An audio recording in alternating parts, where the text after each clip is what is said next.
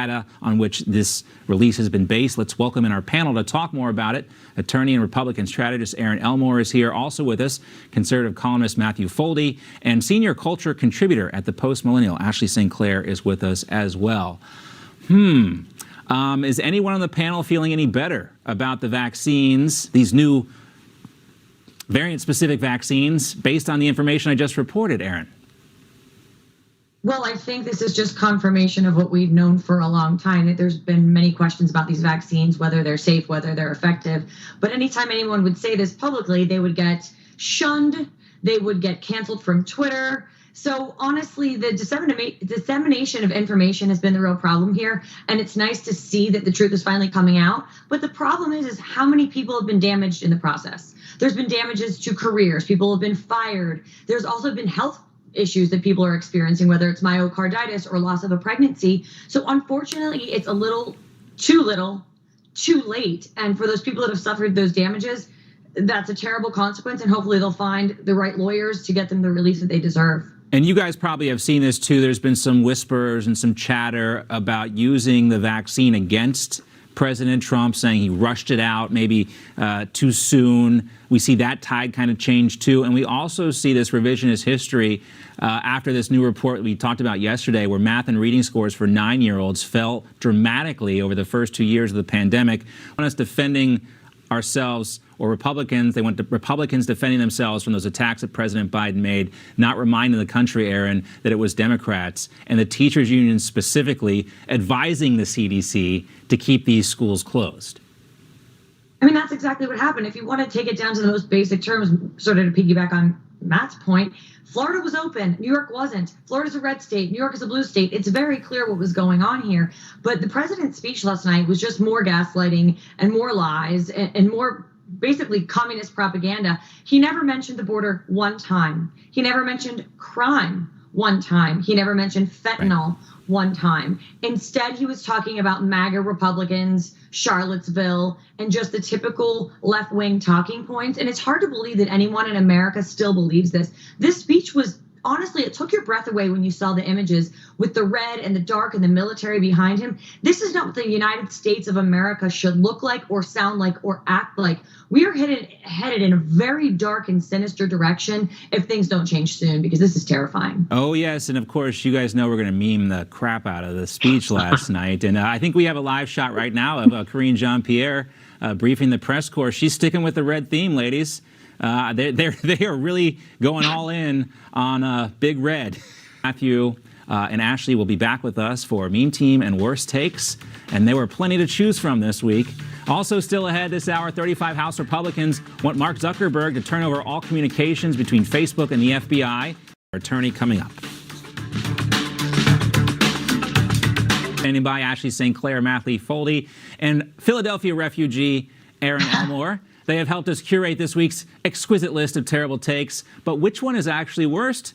Let's run through our list. And I begin and nominate Michael Cohen. Do you guys remember Michael Cohen? He used to be President Trump's fixer before he went to jail. Well, Michael Cohen is out. Someone's dusted him off and given him a book deal. He's out promoting it now. But here's what he had to say about President Trump running in 2024.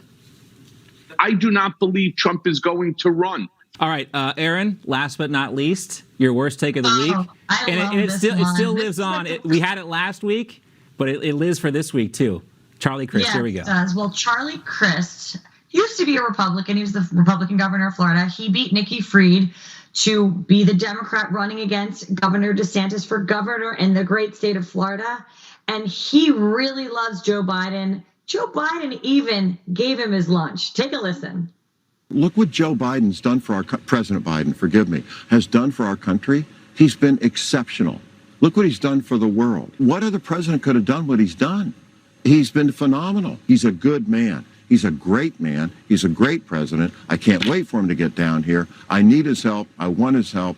And he's the best I've ever met. But thank God Joe Biden's the president of the United States today. The best he's ever met, Erin. Thank God. Thank God. Yeah, you missed the part where he said, Joe Biden even gave me his lunch. You're like, what? Yeah, but Joe Biden, truly, he's the best we've ever met. He's great for this country. He's fantastic. He's doing an excellent job. Charlie Crist, you've really hit the nail on the head. You're going to crush it here in Florida. Yes, and some people also commenting on Charlie Crist's look this week. I don't know if did we have that? Did we get that made up, guys? I don't think we did. Okay, well, we're not going to talk about that. It is a meme. We're going to tease ahead a little bit to meme team, but we won't. We will hold back on that. All right, well, it's time to vote now, guys, on the worst take of the week. Show of hands. Obviously, President Biden is in a class of his own, so he will get the award separate and apart from the rest. But can I get a show of hands? Anyone for Michael Cohen? Anybody? No? Yeah. All right, Michael Cohen. We got a Lizzo worst. Any Lizzo worst takes? Anyone voting for Lizzo? I want to vote twice, just like they do in the North in blue states. Yes, just like they do in Chicago. We can vote early and often. We're going to have to come up with a more scientific way to vote on this, guys, as we continue to figure out worst takes of the week. All right, that's going to do it for worst takes. We got memes coming up on the other side of the commercial break. We're going to get into that. Plenty of good stuff. Don't go anywhere. We'll be right back. All right, the meme team is standing by, but so much to meme this week, so let's get right to it. Did the White House know how memeable Joe Biden's speech was last night before we actually watched it? Sometimes this just seems too easy. I think they are really trolling Republicans, but from what I've seen, the reaction outside of the media establishment uniparty bubble is a big yawn, like a big red yawn here. McMurphy memes back in the lineup today with this beautiful meme. Red yawn. Also, let's welcome Warcat Carlin to the chat here, submitting this Star Wars-themed Palpatine meme. Our feeble skills are not much, or no match for the dark side, I guess. Time to talk about our favorite memes of the week with the meme team, Erin Elmore, Ashley St. Cloud, and Matthew Foldy. All right, let's stretch our legs out and get into these memes, everyone. Climbing the staircase, as it were. Erin, as always, we start with your meme this week. What do you got for us? Well, after they produced that picture of what the FBI claimed to get from Trump's raid, that's clearly a staged photograph. But I got all my favorite Blue Anon guys, our favorite Bill Gates and all of the tech bros doing their great dance. They're so happy, just living their best life looking at the staged Mar-a-Lago photos. They are fired up. They are ready to go. They are living their best life. Blue Anon loves these fake photographs more than anything. And I think we all can, we can all just, let's talk about how lit the Windows 95 release was, obviously, by the dancing there. It's interesting, too, Erin, Bill Gates doesn't dance like this anymore since he started eating bugs. I think he just needs to eat more bugs. You got to double down on the bug consumption to do that Windows 95 hype dance. The great thing, too, about this video, Matthew, is it's so universal. This is a meme that can be used in a lot of different ways. Races in Pennsylvania as well, where Dr. Oz is still trailing by a little bit to John Fetterman.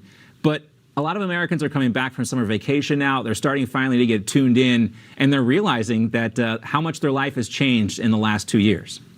Yeah, I think a lot of this campaigning really starts after Labor Day, and we're going to see a lot of these gaps that the Republicans are on top. The Democrats are on top and the Republicans are down below. These are going to be some shrinking margins sooner. And plus, the Democrats aren't helping themselves at all. Fetterman in Pennsylvania is an absolute disaster. I think he went to the Joe Biden School of Communication, of course. Can't talk. And he just hired 2 convicts on his campaign. And I do believe in rehabilitation for people that have committed crimes. But if you're a convicted felon, you can't vote. Maybe this isn't the perfect job for them. Maybe not. Maybe they could do something else. We got one more, too, from Ashley here. Ashley, meme number 2 for you. What do you got? This says, please do not knock or ring doorbell. That might scare John Fetterman. Oh, sorry. No, go ahead. You know why the Fetterman one really quickly is also important? Because he saw a jogger outside of his house. This is a long time ago. And that jogger happened to be African-American. And he thought he was an intruder and got his gun out and wanted to shoot him. So be careful. Don't go to John Fetterman's house. You might get shot. Apparently, that's the real reason why he didn't want to be with Joe Biden when Joe Biden was talking about gun control this week. A little awkward in that kind of construction. All right, Matthew, last but not least, what do you got for us? Well, this is CNN's coverage of Joe Biden's speech. We saw that they changed the lighting to make it look less menacing. And the CNN take is a little bit different than ours. They would say that Joe Biden gave a fiery but mostly unifying speech. To meme team, but also to worst takes. Always fun with our panel on Fridays. Great to see everyone. Have a wonderful weekend, and we'll see you all very soon. Thank you. All right, stand by, everyone.